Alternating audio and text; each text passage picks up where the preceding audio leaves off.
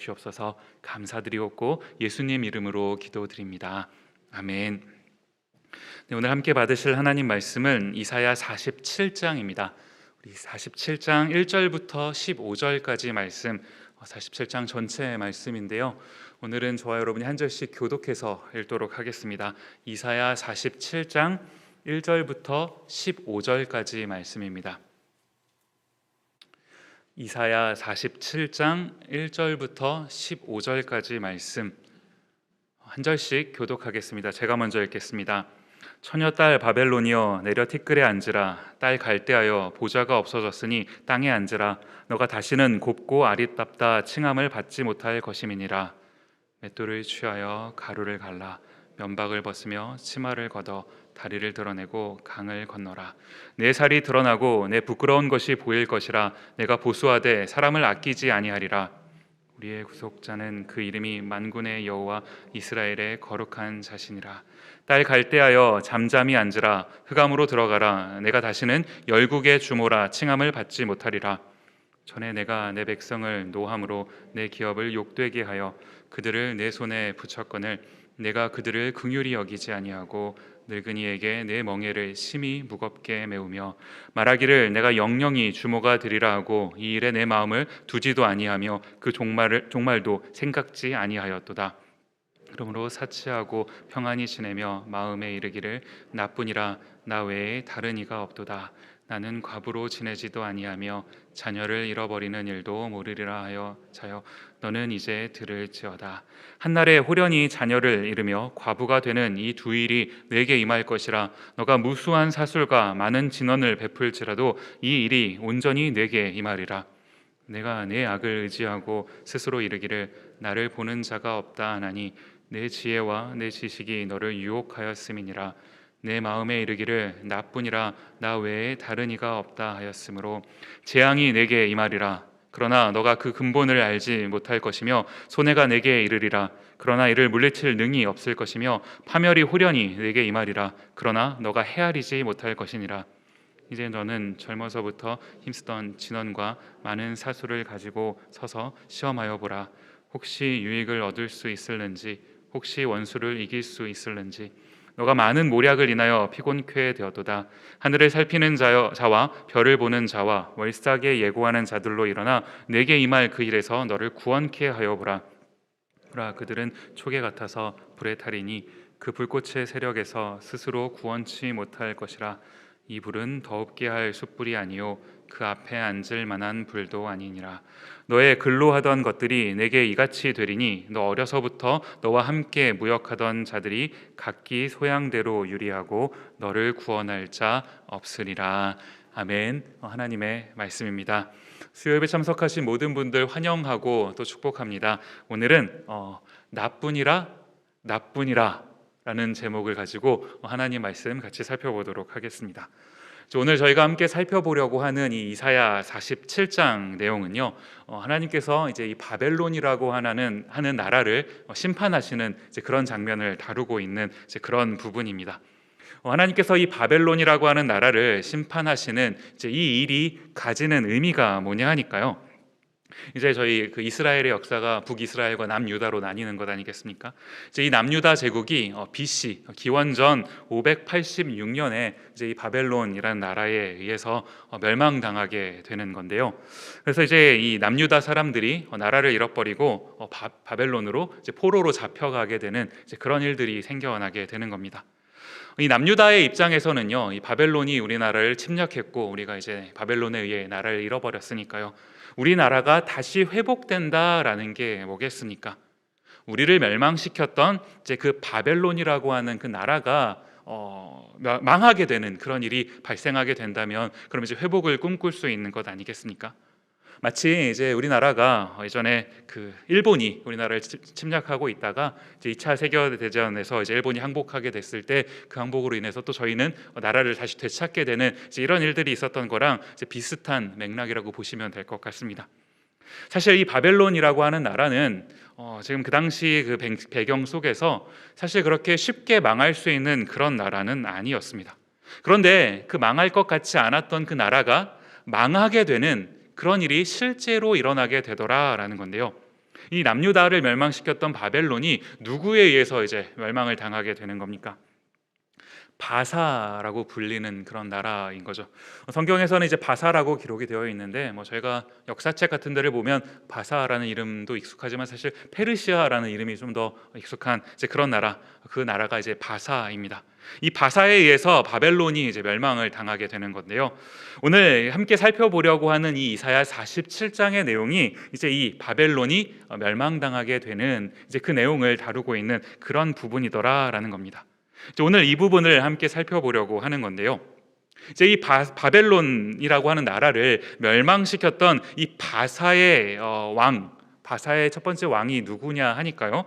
저희가 여러 차례 이제 언급했었던 그 유명한 그 이름을 가진 그 왕인 것 아니겠습니까? 다 기억하시죠? 누구죠? 고레스라고 하는 그 왕입니다. 언뜻 보기에 이 고레스라고 하는 한 왕에 의해서 어떤 이 역사의 그 일들이 발생하고 진행되어 가는 것 같지만, 그러나 이것은 이 고레스라고 하는 한 왕에 의해서 역사가 진행되는 일이 아니라, 물론 이제 이 고레스가 분명히 어떤 역할을 감당해낸 것은 분명하지만, 사실 제가 이제 이 장면을 가만히 묵상을 하면서요, 무슨 생각이 이제 들었냐 하니까, 저희가 이제 마치 체스를 두거나 혹은 이제 저희는 한국 사람이니까 장기를 두거나 이런 거를 할 때 분명히 그 말이 이렇게 저희가 움직이는 것처럼 움직이는 대로 움직이는 것처럼 이 고레스가 어떤 일정한 역할을 위해서 쓰임을 받고 있는 것은 분명하지만, 그러나 고레스 자신이 자신의 단독으로 어떤 일을 하는 것이 아니라 그걸 가능하게 해준 존재가 있다라는 이 사실이요.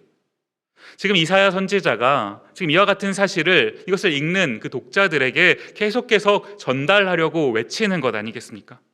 바벨론이라고 하는 마치 망하지 않을 것만 같았던 그 나라가 망하게 되고, 그렇게 되면서 이제 예상할 수 없었던 그런 일들이 이어지는 그런 것들, 이것은 고레스라는 한 사람이 한 일이 아니라, 물론은 이제 표면적으로는 고레스라는 왕이 무엇을 한 것처럼 보이지만, 그러나 이것은 고레스의 일이 아니라 그 모든 것을 주관하고 계시는 어떤 존재, 저희는 그 존재가 누구인지를 알고 고백하는 것 아니겠습니까? 이 세상을 다스리시는 하나님의 역사가 그 가운데 나타나고 있다라는 이 선포의 메시지요. 오늘 저희가 이제 이 이야기들을 함께 살펴보면서요, 사실 지금 오늘 본문이 다루고 있는 내용들이 BC 한 500년 그 500년대에 있었던 그런 일들이거든요. 기원전 500년이니까요. 지금 기원 후 2021년이니까 2500년 전 이야기인 것 아니겠습니까? 이 도대체 2500년 전에 있었던 그 일이 오늘을 살아가고 있는 우리에게 어떤 의미가 있는 건가 싶은 건데요. 어떤 의미가 있겠습니까?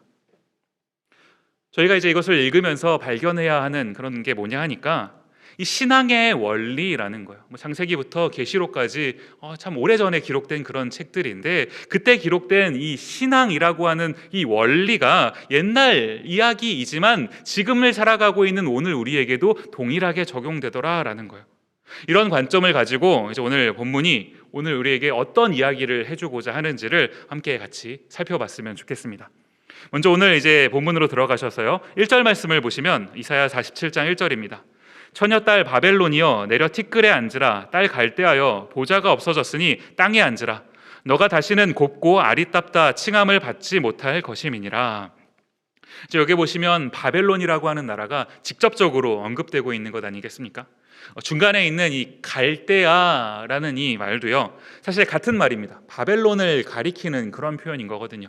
저희가 이제 성경을 읽다가 보면 중간중간에 갈대아어 이런 말이 나올 때가 있는 거 기억나시죠? 이 갈대아 언어가 뭘 말하는 거냐 하니까 이 바벨론의 말을 의미하는 그런 표현인 겁니다.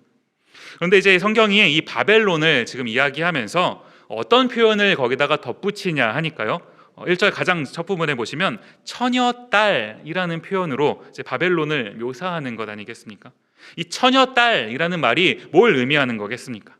이 처녀라고 하는 이 이미지를 통해서 저희가 여러 가지를 생각해 볼 수 있겠지만요, 이제 크게 두 가지를 한번 저희가 여기서 좀 살펴본다면, 먼저는 이 처녀라는 말이 가지는 의미 중에 이 젊다라는 것, 젊은 것, 젊은 여인을 처녀라고 하는 것 아니겠습니까? 바벨론이라고 하는 나라가 마치 이와 같더라라는 거예요. 저희가 이제 그 역사책을 이렇게 가만히 읽어보다가 보면 어떤 나라도 이제 영원한 그런 나라는 없습니다.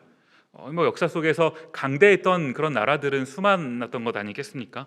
성경 속에 등장하는 이집트라는 나라도 그러했고요. 저희가 잘 아는 로마 제국도 그러했고요. 현대에 와서는 저희가 살고 있는 글쎄 이거를 미국이라는 나라도 참 강대했던 그런 나라인 거죠. 그 순간 그 힘이 강력할 때는 마치 그 나라가 영원할 것처럼 여겨졌지만, 그러나 저희가 역사를 통해서 발견하게 되는 거 뭡니까? 어떤 나라도 영원한 나라는 없다라는 사실이에요. 그런데 이제 이런 어떤 그 나라들을 이렇게 가만히 살펴보면은 나라가 이제 생겼다가요, 점차 이제 번성해 가는 것 아니겠습니까? 한참 성장을 하다가 전성기의 시간을 보내고요. 그렇게 하다가 이제 어느 타이밍이 지나면 점차 쇠락을 하다가 이제 쇠락의 끝에 나라가 망하게 되는 일종의 어떤 이런 흐름이라는 게 이게 쭉 존재를 하게 되는 건데요.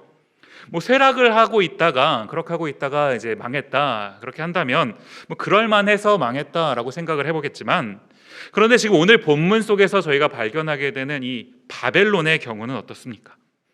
처녀 바벨로나라고 묘사될 정도로 처녀요. 아직은 그 젊은 그런 단계라는 것을 말하는 것 아니겠습니까? 아직은 그 전성기가 채 오지도 않은, 이제 막 전성기를 향해 가는, 한창 이제 막 주가를 올리고 있는 그런 상태더라라는 거예요.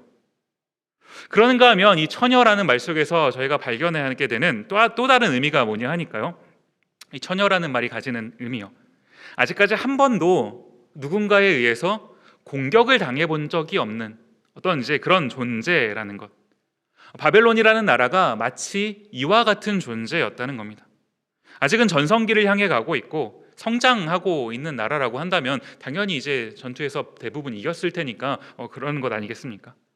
그런데 이런 어떤 그 바벨론이라는 나라의 승승장구에 하나님께서 오늘 1절 말씀에서요, 이 마치 찬물을 끼얹으시는 것 같은 말씀을 하시더라라는 것이죠. 1절 말씀을 다시 한번 보시면, 처녀 딸 바벨론이여 내려 티끌에 앉으라. 딸 갈대하여 보좌가 없어졌으니 땅에 앉으라. 너가 다시는 곱고 아리답다 칭함을 받지 못할 것임이니라. 처녀 딸, 이제 이 딸이 어떤 존재였냐 하니까요, 중간에 보시면 보좌가 없어졌으니 라고 기록하고 있는 것 아닙니까? 무슨 말입니까? 원래는 보좌가 있었다라는 것을 말하는 거죠. 이 보좌는 그 왕이 앉는 그런 자리를 말하는 것 아니겠습니까? 바벨론이라는 나라가 마치 그 왕자에 앉아 있었던 것처럼 그런 존재였다라는 거예요. 그렇게 하다가 보니까 이제 이어지는 표현들을 이렇게 보시면요, 곱고 아리따운, 아리답고 이런 이제 표현들이 이런 그 처녀딸 바벨론을 묘사하는, 이 왕의 자리에 앉아 있었던 어떤 그 우아하고 고상한 그런 상태의 이 바벨론에게 어울리는 이제 그런 표현들인 거거든요. 그런데 이제 이 바벨론이 어떻게 되는 겁니까? 중간에 보시면 땅에 앉으라, 더 심하게는요, 더 앞부분에 티끌에 앉으라. 저희가 이제 가끔 그 드라마에서 그 사극을 이렇게 보시면 그 왕이 이렇게 앉아 계시는 그 자리가 있고, 거기서 이렇게 계단으로 이렇게 쭉 내려가면 거기에 이제 신하들이 쭉 이제 서서 이렇게 있는 것 아니겠습니까? 신하들은 보통 이제 고개를 들어서 왕을 쳐다보지도 못하고 대부분 이렇게 고개를 숙이고 이렇게 가만히 있는 이제 그런 장면들을 사극을 통해서 보게 되는데요. 신하의 자리만 해도 왕에 비해서 엄청 낮은 그런 자리인 건데, 더 낮아져서 티끌에 앉아야 된다라는 거예요.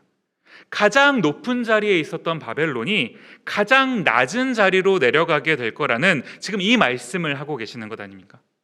2절 말씀을 이어서 보시면요, 맷돌을 취하여 가루를 갈라 면박을 벗으며 치마를 걷어 다리를 드러내고 강을 건너라. 여기 보시면 맷돌을 취하여라고 기록이 되어 있는데요, 이 성경에서 이 맷돌이라고 하는 이미지가 가리키는 게 뭐겠습니까? 말씀을 이렇게 보다가요, 문득 출애굽기 말씀이 생각이 났어요. 출애굽기 11장 5절 말씀을 한번 보시면요, 애굽 가운데 처음 난 것은 위에 앉은 바로의 장자로부터 맷돌 뒤에 있는 여종의 장자까지와 모든 생축에 처음 난 것을 죽일지라. 이제 출애굽 때에 그 장자의 죽음을 예고하는 이제 그런 장면인 것 아니겠습니까? 여기 보시면 하나님께서 이 범위를 설정해 주시는데요, 바로의 장자, 가장 높은 사람의 장자로부터 여종의 장자, 누굽니까? 가장 낮은 위치에 있는 사람의 장자까지. 결국 이 말은 모든 사람의 장자를 다 죽이실 거다, 이런 말씀인 건데요.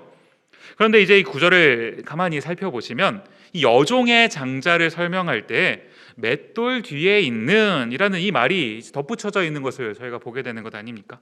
왜 그렇습니까?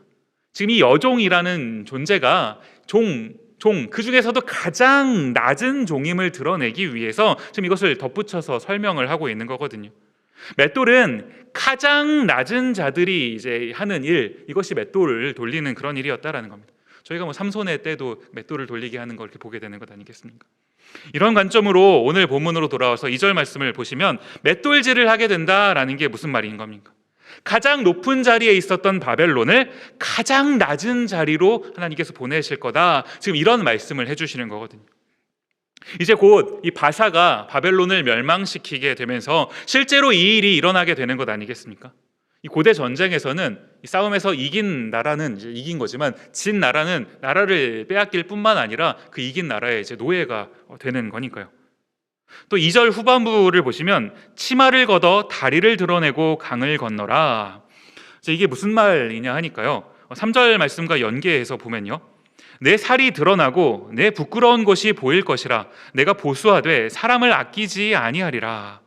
살이 드러나는 일들, 요즘 같은 세상에는 저희가 요즘의 관점으로 이걸 보면은 살이 드러나는 게 무슨 그게 의미가 있는 건가 싶은 거지만, 당시 문화 속에서 특히 이제 이 여성에게 있어서 어떤 그 살이 드러나는 노출이 있다라는 것은 사실 일반적인 경우라면, 어느 정도의 지위가 있는 경우라면 일어나지 않을 일인 거거든요. 있을 수 없는 그런 일입니다. 이제 그런 지위를 가질 수 없는 가장 천한 자리로 가게 된다라는 것을 지금 나타내는 표현인 거거든요. 이어지는 그 부끄러움에 관한 이야기도 비슷한 겁니다. 가장 수치스러운 일까지도 겪게 되는 이제 그런 상황에 놓이게 된다라는 것을 좀 상징적으로 표현하는 것이거든요. 지금 보시면 지금 이런 모든 표현들이 뭘 말씀하고 싶은지 이해가 가시는 것 아닙니까? 하나님께서 이 바벨론이라고 하는 어떤 나라를 심판하시기로 작정하시니까 가장 높은 자리에 있었던 바벨론이 한순간에 가장 낮은 자리, 그 나락으로 떨어져 버리게 되는 이런 상황이에요. 5절 말씀을 보시면요, 이사야 47장 5절입니다. 딸 갈대하여 잠잠히 앉으라. 흑암으로 들어가라. 너가 다시는 열국의 주모라 칭함을 받지 못하리라. 너가 다시는 열국의 주모라 칭함을 받지 못하리라. 이 중간에 있는 이 주모라는 말이 뭡니까? 주모가 뭔가요? 저희가 이제 그 드라마를 자꾸 보면은 그 사극 보다가 보면은 이렇게 주모가 등장하시잖아요. 이렇게 국밥집에서 이렇게 막 막걸리 따라주고 계시는 그런 분들을 주모라고 막 부르는 걸 본 것 같은데요. 여기서 말하는 주모는 그런 주모가 아니고요. 개역개정 성경은 이것을 이렇게 번역을 했더라고요. 여주인 이렇게 번역을 한 겁니다. 정확한 말인 것 같아요. 무슨 말입니까? 지금까지는 마치 바벨론이 자기가 여주인, 이렇게 처녀로 묘사를 하다 보니까 여주인이라고 한 것 아니겠습니까? 마치 내가 주인인 것 마냥 행동을 했었다라는 겁니다. 그러나 이제는 어떻게 된다는 건가요?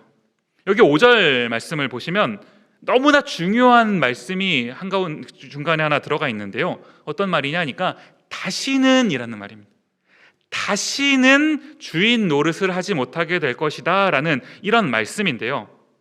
무슨 말이냐 하니까 실제로요, 제가 이제 좀 자료를 찾아보다가 보니까 BC 539년에 기원 전 539년에 이제 바벨론이 바사에 의해서 멸망을 당하게 되는데요.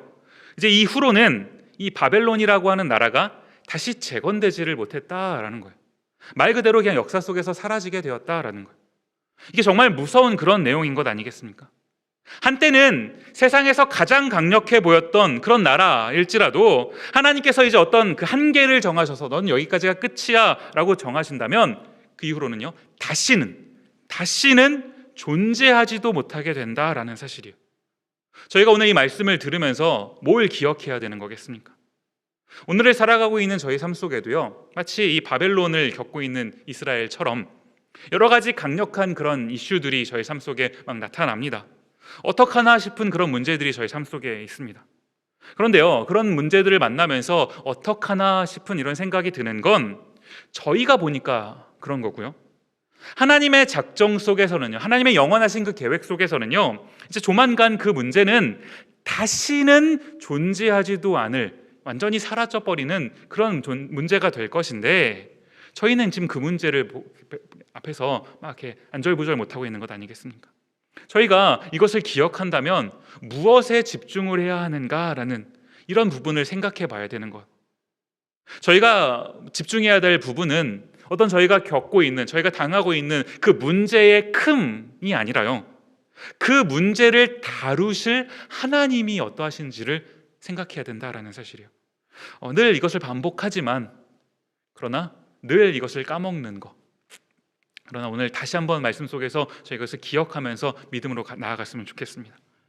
그러는가 하면 또 살펴보고 싶은 부분이 뭐냐 하니까요, 하나님께서 이 바벨론을 심판하시기로 작정하신 그 이유가 무엇인가라는 부분인데요, 오늘 본문 이사야 47장 6절 말씀을 함께 보시면요, 전에 내가 내 백성을 노함으로 내 기업을 욕되게 하여 그들을 내 손에 붙였거늘 너가 그들을 긍휼히 여기지 아니하고 늙은이에게 내 멍에를 심히 무겁게 메우며.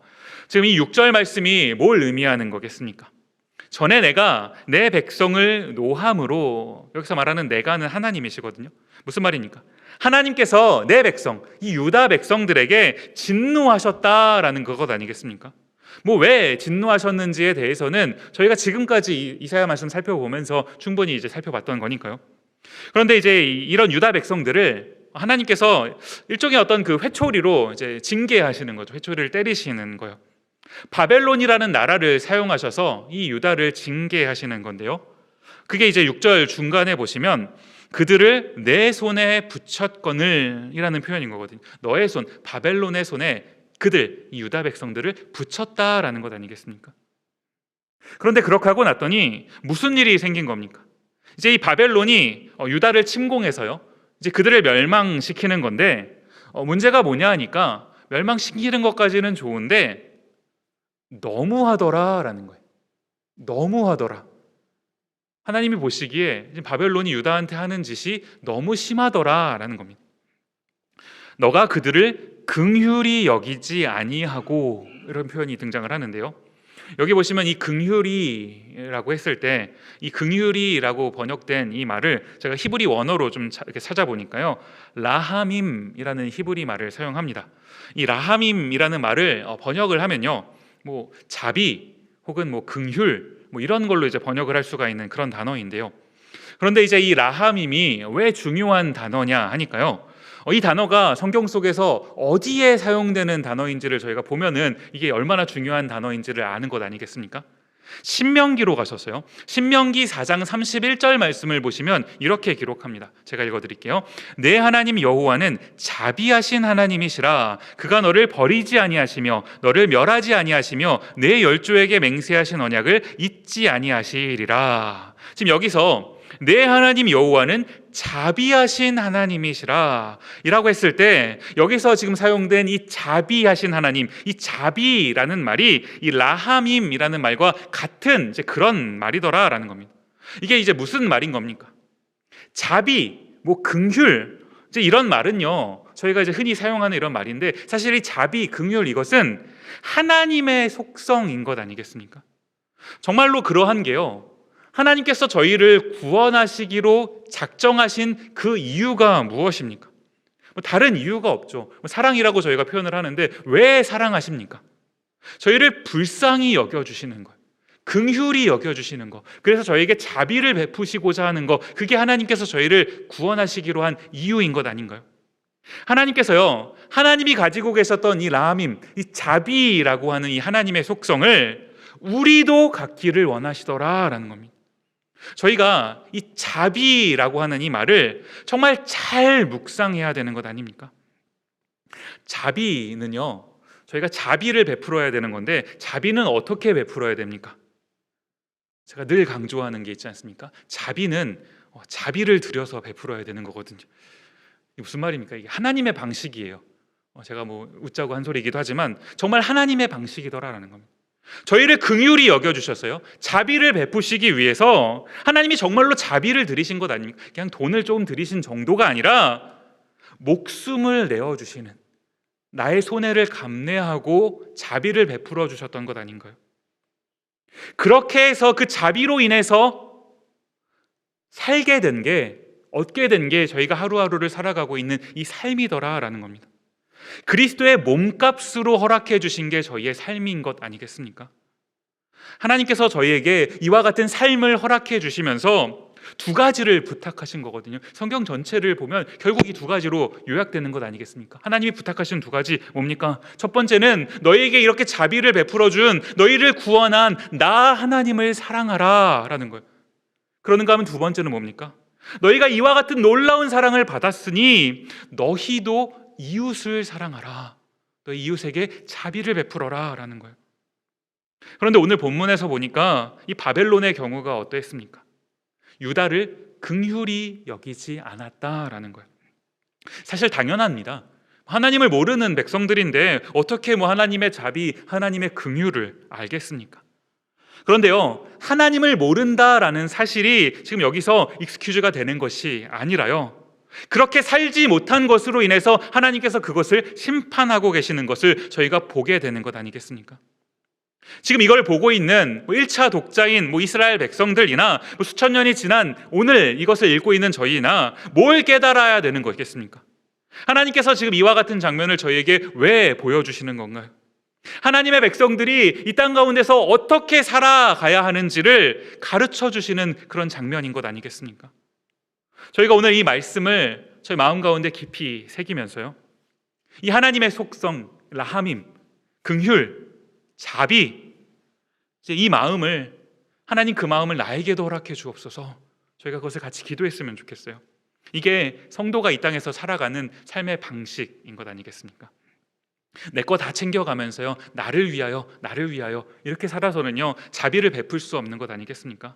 자비는 자비를 들여서 베푸는 거라고 제가 반복해서 말씀드리잖아요. 이 단순한 말이지만 이 말을 저희가 기억하면서요, 나로 인해서 내가 자비를 베풀어서, 내가 긍휼히 여겨줌을 인해서 누군가가, 내 주변에 있는 어떤 사람이 조금 더 그 삶이 나아질 수 있다면, 내가 누군가의 그 인생에 걸림돌이 되는 것이 아니라 디딤돌이 되어 주어서 그 사람이 나를 밟고 한 걸음 더 갈 수 있다면, 이게 정말 의미 있는 그런 삶인 것 아니겠습니까? 저와 여러분 모두가 이와 같은 삶을 살 수 있는 그런 주님의 백성이 되었으면 좋겠습니다. 그러는가 하면 오늘 본문 7절과 8절 말씀도 이어서 한번 보시면요, 말하기를 내가 영영이 주모가 되리라 하고 이 일을 내 마음에 두지도 아니하며 그 종말도 생각지 아니하였도다. 그러므로 사치하고 평안히 지내며 마음에 이르기를 나뿐이라 나 외에 다른 이가 없도다. 나는 과부로 지내지도 아니하며 자녀를 잃어버리는 일도 모르리라 하는 자여, 너는 이제 들을지어다. 무슨 말입니까? 영영이 주모가 되리라, 주인이 되리라, 영원히 주인 노릇을 하겠다라는 것 아닙니까? 이 일을 너의 마음에 두지도 아니하며, 사람을 긍휼히 여기고자 하는 그 마음을 마음에 두지도 않는 것, 마음에 갖고 있지도 않습니다. 그렇게 하면서 오히려 나를 위해서 어떻게 합니까? 사치하고 평안히 지내며. 이제 사람들이 이와 같은 삶을 사는 이유를 뭐라고 설명하는 겁니까? 8절 중간에 보시면요, 나뿐이라 라는 한마디 말이에요. 나뿐이라. 제가 사실 오늘 설교의 제목을 여기서 이제 좀 가지고 왔는데요, 오늘 본문에서는 나뿐이라가 우리 인간을 말하는 거죠. 나뿐이라 이걸 하는 건데, 정말 나뿐인가요? 아니라는 거예요. 저희가 하나님 앞에서 나뿐이라 라고 말하면 안 되는 거고요, 오히려 저희가 해야 할 일이 뭐냐 하니까 저희에게요, 나뿐이라 라고 말씀해 주시는 하나님이요, 하나님은 정말 하나님뿐밖에 안 계시는 거 아닙니까? 하나님밖에 안 계신 거거든요. 나뿐이라 라고 말씀해 주시는 그 하나님의 말씀 앞에 반응해야 되는 거, 이게 저희의 할 일이더라 라는 겁니다. 하나님만이 유일하신 하나님이시고 우리가 오직 유일하게 경배해야 될 그런 존재이신데, 그런데 그런 하나님은 저희가 새까맣게 잊어버리고 나뿐이라, 이 세상 살아가면서 그냥 나 하나만 잘 살면 된다, 그렇게 살아간다면 지금 바벨론이 하나님의 심판을 받았어요. 다시는 존재하지 못하게 되는 그런 나라가 되는 그 장면을 장면이 저에게 보여주는 게 뭐겠습니까? 나뿐이라 라고 하고 살아가는 사람들의 그 마지막 장면이 어떠한지를 지금 바벨론을 통해서 보여주고 있는 것 아닙니까?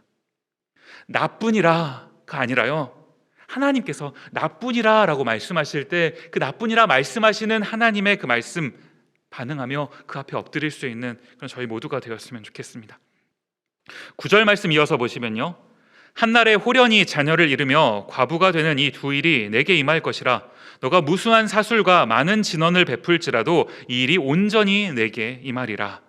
한날에 이 자녀와 남편을 동시에 잃어버리는 일은요, 상징적인 표현인 겁니다. 전쟁을 겪게 될 것이다 라는 그런 말이기도 한 거거든요.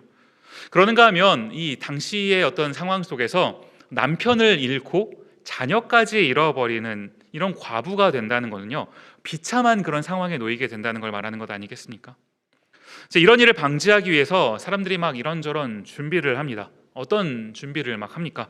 9절 뒷부분 보시면 사술, 진언, 이게 무슨 말이냐 하니까 너무 옛날 말이 써져 있어서 제가 이제 개역개정으로 가서 보니까 주술, 주문 이런 걸 말하는 거거든요.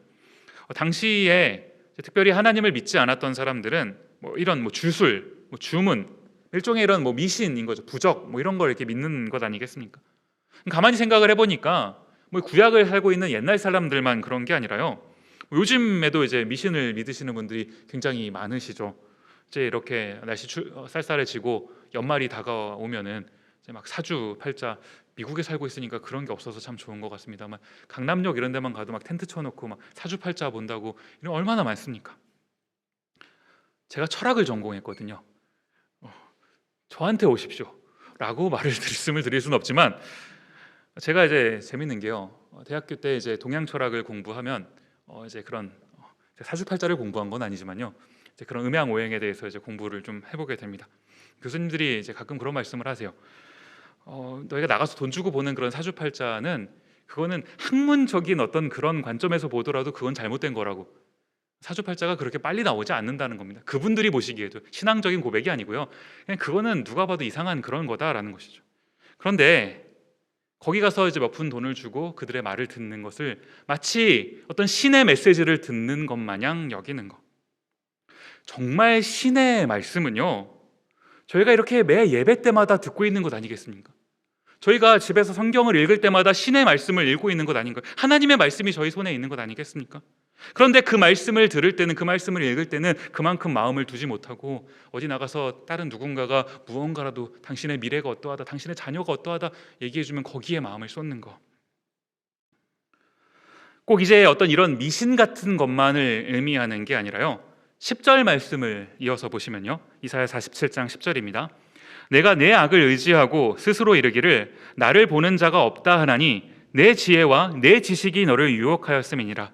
내 마음에 이르기를 나뿐이라 나 외에 다른 이가 없다 하였으므로. 중간에 보시면 내 지혜와 내 지식, 뭘 말하는 겁니까? 저희가 이제 이 세상 살아가면서 필요하다고 여겨지는 어떤 그 지혜와 지식들이 있는 거 아니겠습니까? 그런데 오늘 본문이요, 이 지식과 지혜를 설명하면서 너의 지혜, 너의 지식이라고 말을 합니다. 왜 그렇습니까? 진짜 지혜와 진짜 지식은요, 잠언 말씀이, 하나님의 말씀이 저에게 가르쳐주고 있는 것 아닙니까? 무엇이 지혜인지, 무엇이 지식인지, 무엇이 지혜입니까? 하나님을 경외하는 것이 지혜, 지식의 근본이다, 성경이 말씀해주고 있는 것 아닌가요? 그런데 그것이 아니라 다른 지혜와 다른 지식을 의지하다 보니까 너의 지혜, 너의 지식이라고 말하는 것 아닌가요? 저희가 살면서 어떤 그 지혜와 지식, 좀 갖추고 싶은 것들이요, 어떻게 하면 조금 더 잘 살아볼까, 어떻게 하면 내 삶이 조금 더 나아질까 추구하는 것들, 일정한 부분 이런 거 필요한 거 사실입니다만, 그러나 10절 중간에 보시면요, 그것들이 너를 유혹했다라고 얘기하고 있거든요. 우리가 그 유혹에 넘어가서 나의 지혜, 나의 지식이라는 어떤 유혹에 넘어가서 진짜 지혜이신 하나님을 경외하는 것보다 그것을 더 의지하고 더 구하고 살아가고 있다면, 바로 이어지는 11절 말씀이 굉장히 무섭게 다가오더라고요. 재앙이 내게 임하리라. 그러나 너가 그 근본을 알지 못할 것이며 손해가 내게 이르리라. 그러나 이를 물리칠 능이 없을 것이며 파멸이 호련히 내게 임하리라. 그러나 너가 헤아리지 못할 것이니라. 11절 시작하면서요, 재앙이 내게 임하리라. 저희가 바벨론이 실제로 이와 같은 일을 겪게 되는 것을 역사를 통해서 보는 것 아닙니까? 성경에 나와 있는 수많은 이야기들이 하나님 없이 살아갔던 사람들의 그 마지막이 어떠한지를 저에게 보여주는 것 아닌가요? 말씀을 맺도록 하겠습니다. 하나님께서 오늘 본문을 통해서 또 한 번 저희에게 강조하시는 그거 한 가지가 무엇입니까? 하나님을 모르는 그 세상에는요, 재앙이 임한다라는. 그러나 하나님을 알고 하나님을 믿는 너희의 삶에는 긍휼이 임할 것이다 라는 이 말씀이요. 재앙이 임할 것이다, 긍휼이 임할 것이다. 이 두 가지 선택지 중에서 저희가 어떤 삶을 살아야 되는 거겠습니까? 오늘도 하나님께서 저에게 외치십니다. 나뿐이라. 하나님께서요, 저에게 나뿐이라, 나만 믿어라 말씀하고 계시는데, 그 말씀을 외면한 채 나뿐이다, 나만 잘 살면 된다라고 살아간다면 이것은 성도의 삶이 아닌 것 아니겠습니까? 오직 우리가 하나님만을 의지하면서요, 나의 피난처가 되시는 그 주님, 나의 모든 것이 되시는 주님, 그 주님을 의지하며 살아가는 저와 여러분 모두가 되었으면 좋겠습니다. 함께 이 찬양 고백했으면 좋겠는데요, 오늘 첫 번째로 불렀던 찬양이에요. 나의 피난처 예수 의지해요. 나의 피난처 예수 의지해요. 나의 가는 길에 거센 바람 몰아쳐와도 나의 피난처 예수 의지해요. 바벨론이라고 하는 어떤 어려움이 우리 삶 가운데 혹시 있을지라도, 그러나 우리는 의지할 그 주님이 계시는 것, 이게 하나님의 자비인 것 아니겠습니까? 하나님의 긍휼이 여겨주심인 것 아니겠습니까? 오늘 이 찬양 함께 고백할 때 그 하나님의 어떤 그 따스한 은혜를 누릴 수 있는, 느낄 수 있는 저희 모두 됐으면 좋겠습니다. 함께 찬양하도록 하겠습니다.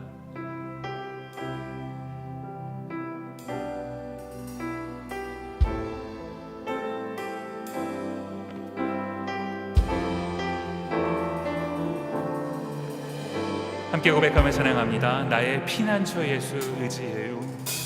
나의 피난처 예수 의지해요. 나의 피난처 예수 의지해요.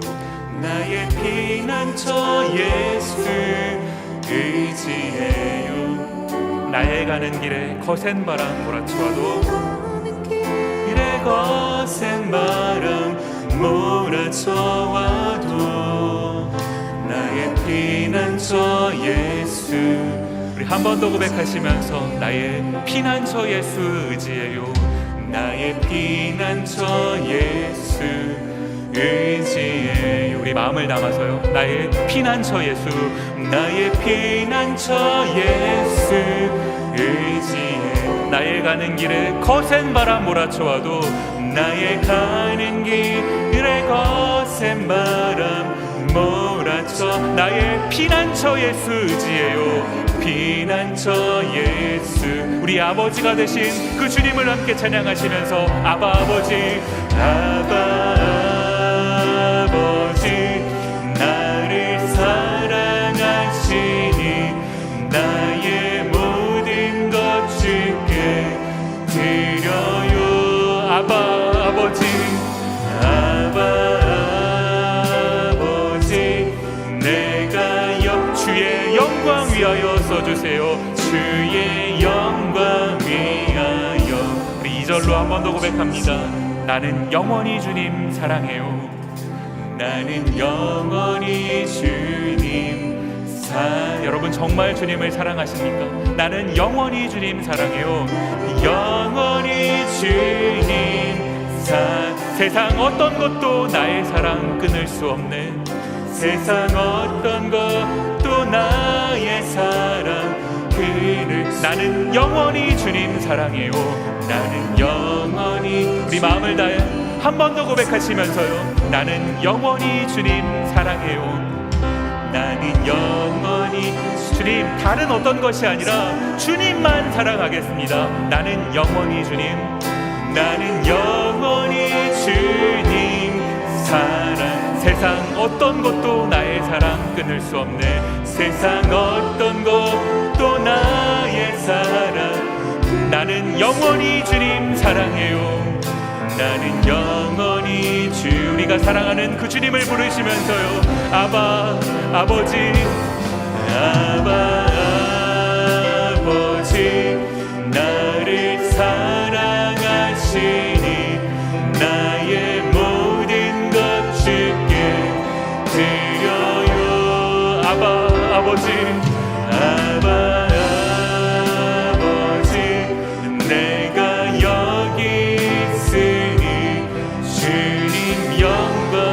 번 더 고백하시면서 아버지 나를 사랑하시니 아버지 나를 사랑하시니 나의 모든 것 주께 드려요. 아버지 내가 여기 있으니 주님 영광 위하여 써주세요. 반주를 들으시면서 잠시 같이 기도하도록 하겠습니다. 함께 기도하실 때 오늘 말씀 기억하시면서요, 오늘 설교 제목을 한번 기억하시겠습니까? 나뿐이라. 하나님께서요 나뿐이라 라고 말씀하십니다. 성경 전체를 통해서요 나뿐이라, 나 외에 다른 어떤 신이 없다 주님 말씀하고 계시는 것 아닙니까? 그럼 나뿐이라 외치시는 그 하나님 앞에서 저희가 그 하나님만을 바라보며 살아가야 되는 것인데, 이 세상 살아가다가 보니까요 그 하나님을 새카맣게 잊어버리고 나뿐이라, 나를 위해서 나만 잘 살면 된다, 내 가족만 어떻게 하면 그냥 우리만 잘 살면 된다, 이렇게 하고 살아가고 있는 이 모습이 혹시 저희의 모습이 아닌지 오늘 말씀을 통해서 다시 한번 돌아보게 됩니다. 함께 기도하실 때 주님 나뿐이라, 나 외에 다른 하나님이 없다, 다른 어떤 신이 없다 말씀하고 계시는 그 하나님만을 의지하며 살아갈 수 있는 저희가 되게 하여 주시옵소서. 우리 말씀 기억하시면서 잠시 같이 기도하는 시간 가졌으면 좋겠습니다. 함께 기도하도록 하겠습니다. 고마우신 아버지 하나님, 오늘 말씀을 함께 살펴보게 하시니 감사합니다. 존귀하신 주님, 우리가 이 세상 살아가다가 보니까 아버지 하나님 여러 가지 일들이 있어서 하나님 그것에 마음을 뺏겨서 나뿐이라 라고 살아가게 되는 그런 모습들을 너무나 많이 아버지 하나님 경험하게 됩니다. 하나님이 살아계시는데 우리가 하나님을 믿는 주님의 백성으로 살아가면서도 하나님을 믿으며 살아가는 것이 아니라, 하나님을 의지하며 살아가는 것이 아니라 세상의 다른 어떤 것을 아버지 하나님 의지하고 살아가려고 했던 그런 모습들을 저희가 발견하게 됩니다. 존귀하신 주님, 아버지 하나님 바벨론의 어떤 심판을 하시는 그 모습을 보면서 하나님 없이 살아갔던 사람들의 그 마지막의 모습이 어떠한지를 저희가 발견하게 됩니다. 그렇게 살아가지 않게 하여 주시옵소서. 주님을 믿는 주님의 백성들은 하나님만을 의지하며 살아가는 그런 백성들을 모습으로 살아갈 수 있게 하여 주시옵소서. 이 세상을 살아가지만 이 세상을 살아가고 있는 다른 사람들과는 구별되게 아버지 하나님 오직 주님만을 우리 아버지로 모시며 나의 아버지 하나님 의지할 자, 나의 아버지 피난처가 되시는 주님을 아버지 하나님 의지하며 살아갈 수 있는 저희가 되게 하여 주시옵소서. 그러할 때 아버지 하나님 주님의 그 인도하심과 주님의 그 보호하심을 경험하며 살아가는 아버지의 그런 삶을 살아갈 수 있도록 저희 모두를 인도하여 주시옵소서. 은혜를 더하여 주시옵소서. 한 번만 더 같이 기도했으면 좋겠습니다.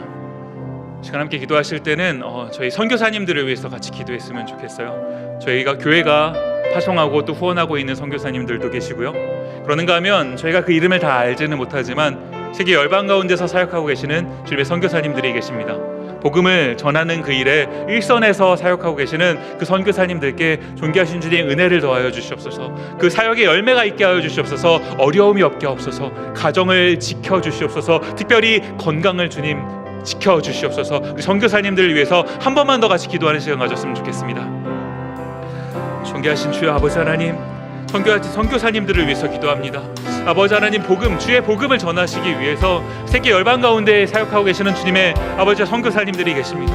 아버지 하나님 그들의 삶을 붙잡아 주시옵소서. 그들의 사역에 아버지 하나님 기름 부어 주시옵소서. 주님을 전할 때 주님을 알지 못했던 영혼들이 그들의 일, 아버지 하나님 복음 전파로 인해서 아버지를 알게 되고 주님 품으로 돌아오게 되는 놀라운 일들이 있게 하여 주시옵소서. 그 가정을 돌보아 주시며 자녀들을 기억하여 주시옵소서. 특별히 어려운 시절을 지나고 있습니다. 건강을 지켜 보호하여 주셔서 하나님의 사역을 감당하기에 부족함 없게 하여 주시옵소서. 아버지 하나님 그들의 아버지 하나님 그 복음 전하는 일에 아버지 하나님 저희가 함께 하기를 원합니다. 기도로 함께 하기를 원하고 하는 다양한 방식들로 저희가 함께 하기를 원합니다. 존귀하신 주님 은혜를 더하여 주셔서 아버지 하나님 저희가 선교를 통하여서 주님 다시 오실 그날을 아버지 하나님 준비하는 그런 주님의 백성들 될 수 있게 하여 주시옵소서. 저희 에덴교회에게 아버지 하나님 은혜를 더하여 주셔서 아버지 하나님 주님의 복음에 아버지 하나님 이 사역을 잘 감당하는 그런 교회 되게 하여 주시옵소서. 은혜를 더하여 주시옵소서.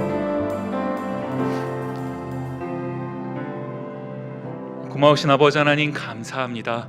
3일 저녁에 저희를 불러주시고 함께 하나님을 예배할 수 있게 하시니 감사합니다. 하나님 바벨론이라고 하는 한 나라의 그 멸망을 예고하는 그 장면을 저희가 이렇게 보면서 아버지 하나님 없이 살아갔던 그 삶의 마지막이 어떠한지를 보게 됩니다. 성경 전체를 통해서 나뿐이라, 너희가 믿어야 될 존재는 나뿐이라 말씀하시는 그 하나님, 저희가 그 주님의 음성에 귀 기울이게 하시고 그 하나님만을 믿을 수 있는 저희가 되게 하옵소서. 하나님과 우상을 겸하여 섬기는 것이 아니라 하나님만을 바라보며 살아갈 수 있는 그런 주님의 백성들 되게 하옵소서.